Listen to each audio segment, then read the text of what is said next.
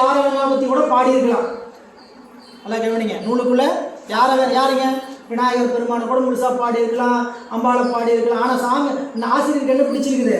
சிவபெருமானை தான் பிடிச்சிருக்குன்னு வச்சுங்க.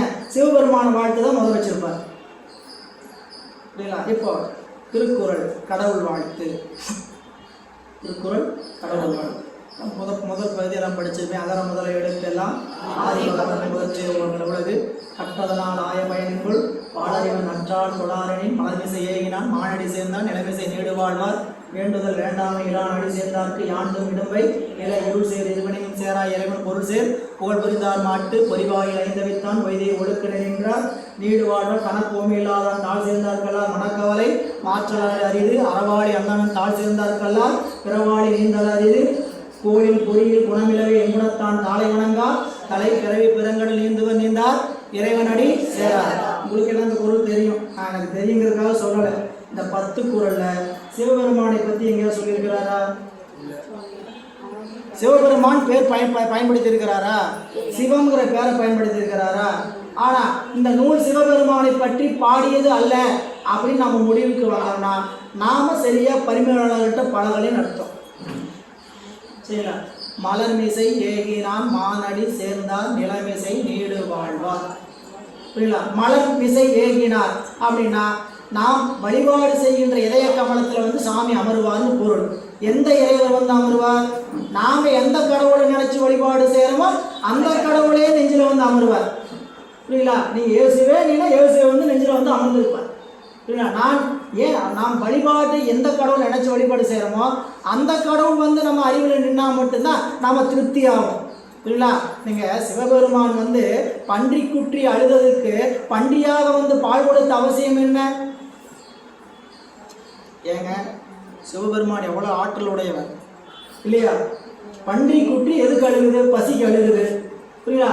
இதோ பாலுக்கு பாலகங்கி வேண்டி அழுதிட பார்க்கடல் இந்த பேரம். நம்மால் எப்படிப்பட்டாலு பாலுக்கு பாலகன் வேண்டி எழுது எதை கொடுத்தாரு? பார்க்கடலையே கொடுத்தாரு. பன்றி குட்டிக்கு ஒரு குட்டி பால் கிடைக்காம போயிருக்குமா? இப்படி என்ன நடந்திருக்கும்? வந்திருக்குமே. ஆனா இந்த பன்றி இந்த பால் குட்டியை பாலை குட்டியில் குடிச்சாவோ இல்லை வேற விலங்குகள் மூலமா கிடைச்சதுன்னா அது என்ன ஆகாது? தாயிட்ட குடிச்ச சுகம் இருக்காது. அதனால என்ன பண்ணாரா? கேவலம் கேளலாய் பால் கொடுத்த கிடப்பறிவார் எம்பிரானார். பன்றி குட்டி அழுதுன்ட்டு பன்றியாக எங்கால் பால் கொடுத்தாரே, அப்படிப்பட்ட அருளை உடையவர் எம்பிரான் ஆவாரே அப்படின்னு மாணிவாசக பெருமான் சொல்கிறார். எனவே கடவுள் வாழ்த்தை நாம் தொடங்குகின்ற அந்த இடத்துல படிச்சீங்கன்னா பரிமேலழகர் சொல்லுவார், எந்த கடவுளை வழிபாடு செய்கிறோமோ அந்த கடவுள் இதயத்தில் அமர்ந்திருப்பார். இந்த நூலுக்கு ஏற்படுனா பரிமேலழகர் இந்த திருக்குறள் செய்த திருவள்ளுவர் இந்த கடவுள் தான் உயர்ந்த கடவுள் என்று சொல்லி ஒரு நெறி காட்டல. சரிங்களா? சிவபெருமான் தான் கடவுள், திருமால் தான் கடவுள், பிரம்மா தான் கடவுள் அப்படின்னு ஒரு ஏன்னு கேட்டீங்கன்னா அது அறம் பொருள் இன்பத்தை சொல்ல வந்த நூல். ஆனால் அந்த நூலுக்குள்ள ஆழமாக படித்து அதன் பரிமேலழகர் உரைக்குள்ள படிச்சிங்கன்னா தான் எல்லாவற்றுக்கும் மூலமாக இருக்கக்கூடிய சிவமே கடவுளுங்கிறத நாம் வாங்கிக்க முடியும். அதுக்கான இடம் எங்கன்னு கேட்டிங்கன்னா 9வது குறள்ல கோளில் பொறியில் குணமிலவே என் குணத்தான் தாளை வணங்கா தலை என் குணங்கள் ஆவன அப்படின்னு சொல்லிட்டு சிவபெருமானுக்குரிய 8 குணங்களை சொல்லி இவ்வாறு சிவபெருமானுடைய எண்குணங்களாக ஆகமங்களில் சொல்லப்படுகின்றன அப்படின்னு காட்டியிருக்கிறார். சரி, இதெல்லாம் எதுக்கு இப்போ சொல்றீங்கன்னு கேட்குறீங்களா? திரும்பி வந்துடுவோம். கடவுள் வாழ்த்து என்பது நூலுக்கு ஏற்புடைய கடவுளையாவது அல்லது தாம் வழிபடுகின்ற கடவுளையாவது வாழ்த்தல். இந்த கடவுள் வாழ்த்து எப்படிப்பட்ட வாழ்த்து? இரண்டுக்கும் உரியது. ஆசிரியர் எப்படிப்பட்டவர்? திருமூலம்பிரான் திருமூல தேவநாயனார். அவருக்கு பிடிச்சமான கடவுள் என்ன? சிவபெருமான். அப்போ அவர் வழிபடுகின்ற கடவுளை தான் வாழ்த்தி இருக்கிறார். இந்த நூலுக்குள்ள யாரை பற்றி பேசப்படுகிறது? சிவபெருமானை பற்றி. அப்ப இந்த நூலுக்கு ஏற்புடைய கடவுள் 2 வகை கடவுள் வாழ்த்தும் அமைந்த கடவுள் வாழ்த்து. அப்புறம் கடவுள் வாழ்த்துல இந்த நூலுக்குள்ள என்னென்னலாம் சொல்ல போறாரோ அதையெல்லாம் அடக்கணும். பாயிரத்தில் என்ன பண்ணணும்? நீங்கள் சிவஞான போதம் சூத்திரம் படிச்சிருப்பீங்க. 12 சூத்திரத்துக்கு முன்னாடி மங்கள வாழ்த்து அப்படின்னு ஒரு பகுதி படிச்சிருப்பீங்க. கல்லால் நிழல் மலை வில்லார் அருளிய கொல்லார் இணைமலர் நல்லார் உடையவரே. இந்த 2 வரிக்குள்ள 12 சூத்திரத்தில் என்ன கருத்தை சொன்னாரோ மெய்கண்ட தேவநாயனார் அதை இந்த 2 வரிக்குள்ள வச்சுட்டார். எவ்வளவு நுட்பமான செய்திகள்! 12 நூற்பாவை படிக்கணும்னா 84 வெண்பாவை விரிவாக படிக்கணும். 84 வெண்பாவை படித்தா புரிஞ்சிடுமா? சத்தியமாக புரியாது. நீங்கள் எத்தனை தொகுப்பு வேணால் படிச்சுட்டு எத்தனை இது பட்டம் வேணால் வாங்கிக்கலாம். புரியுங்களா? சிவஞான முனிவருடைய கருணை இல்லாமல் சிவஞான போகத்தினுடைய உரையை முன்னால் என்ன பண்ண முடியாது, வாங்கிக் கொள்ள முடியாது, ஒரு அறிவு கொண்டு. அப்போது சிவஞான முனிவருடைய உரையை நம்ம சிற்றுரையும் பேருரையும் படித்தா மட்டும்தான் அது விளங்கும். அந்த மாதிரி அங்கே பாருங்க எப்படி விரிவு போகுது பாருங்க. சிவஞான முனிவர் எழுதியிருக்கக்கூடிய விரிவுரையை படித்தா தான் புரியுங்கிறத சுருக்கிட்டே எந்த வரிகளை வச்சிருக்கிறாரு? கல்லார் நிழல் மலை வில்லார் அருளிய கொள்ளார் இணைமலர் நல்லார் கொலை. 2 வரிக்குள்ள அத்தனை செய்திகளையும் அடக்கியவர் மெய்கண்ட தேவநாயனார். அதுபோல நம்முடைய பாயிரத்தில் திருமூல தேவநாயனார் நூலுக்குள்ள தான் என்ன சொல்ல போகிறோங்கிற செய்தியை ஒரு சுருக்கமாக 39 பாடலை காட்டுறார். அதில் கடவுள் வாழ்த்தில் சிவபெருமானுடைய பரத்துவத்தையும் அவருடைய சொரூப லட்சணத்தையும் எடுத்து காட்டுகிறார். தொடர்ச்சியாக இந்த நூலில் என்ன சொல்ல போகிறார்? முதலிய பொருள் அப்படின்னா இந்த நூலில் சொல்லப்படுகின்ற பொருள் யாது?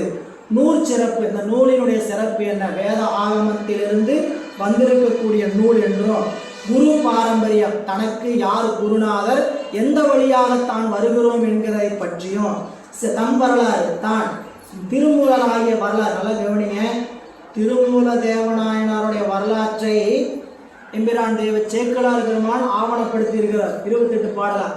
ஆனால் தன்னுடைய வரலாறு முதல்ல தானே சொல்லியவர் யாருன்னு கேட்டால் எம்பிரான் திருமூல தேவநாயனார் தான். தன்னுடைய பயோகிராஃபி எழுதினவர் யாருன்னு கேட்டால் திருமூலர் தான். தான் எங்கிருந்து வந்தேன், என்ன நடந்தது, மூலனுடைய உடம்புல போனேன், மூலனுடைய உடம்புல திரும்பி இந்த உடம்புல நான் 3000 ஆண்டுகள் இருந்து 3000 பாடங்களை பாடச் செய்தேன், அதுக்குத்தான் என்னை இறைவன் உலகத்தில் வர செய்தார் அப்படிங்கிற செய்தியை பதிவு செய்கிறார். இது தம் வரலாறு.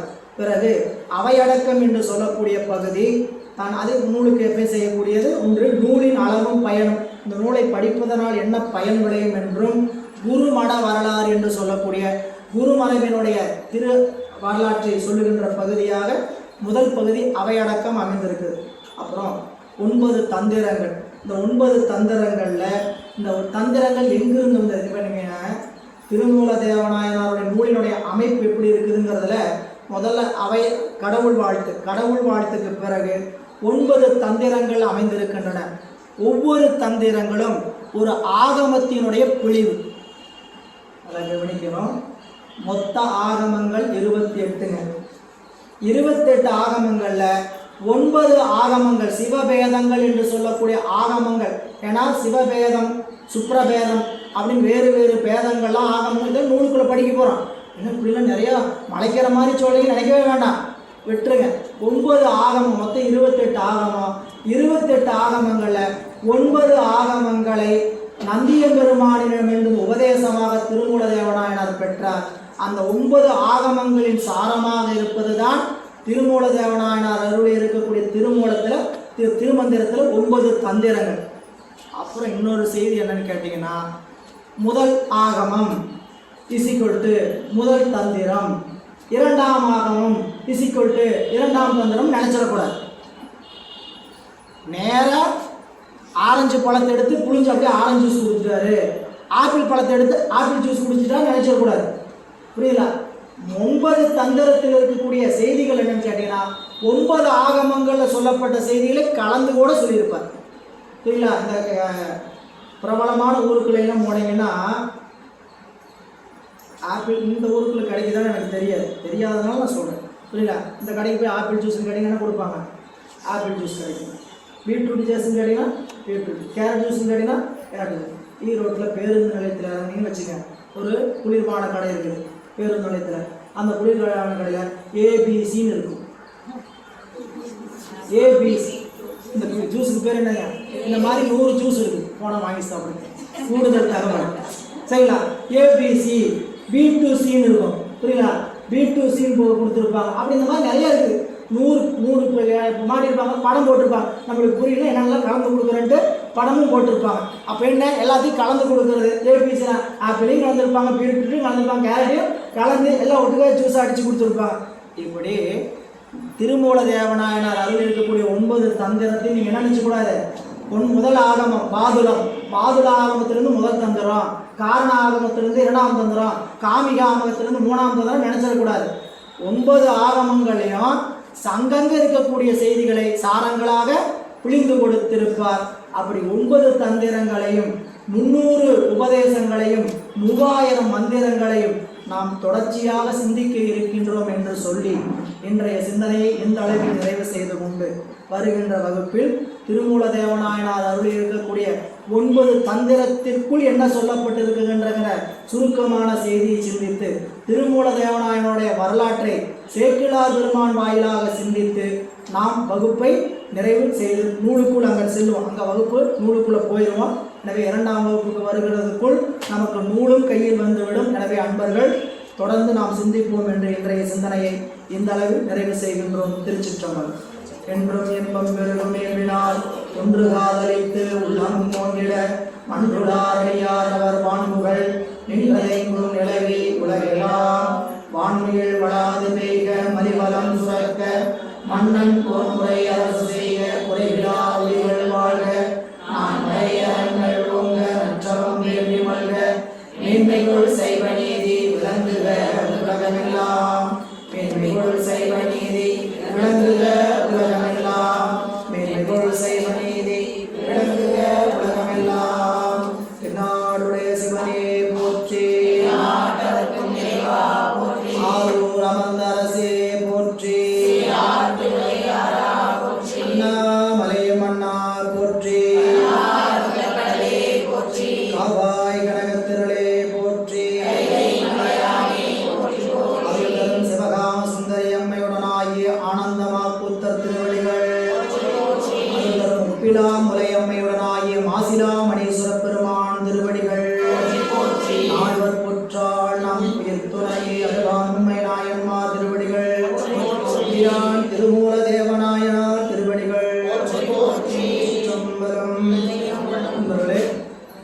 இன்றைய வகுப்பு என்ன நேரம் முடியுங்கிறது உங்களுக்கு தெரியாதனால 12:30க்கு நிறைவு செய்யப்பட்டிருக்கிறது. அதிகபட்சம் 12:45 மணிக்கு வகுப்பு நிறைவு செய்யப்பெற்று, ஏன்னா 10:45 இல்லாமல் வகுப்பு தொடங்கிறதுக்கு வாய்ப்பு மிக மிக குறைவு. காலையில் என்னுடைய பயணத்தினுடைய திட்டம் எங்களுக்கு தெரியும். காலையில் 4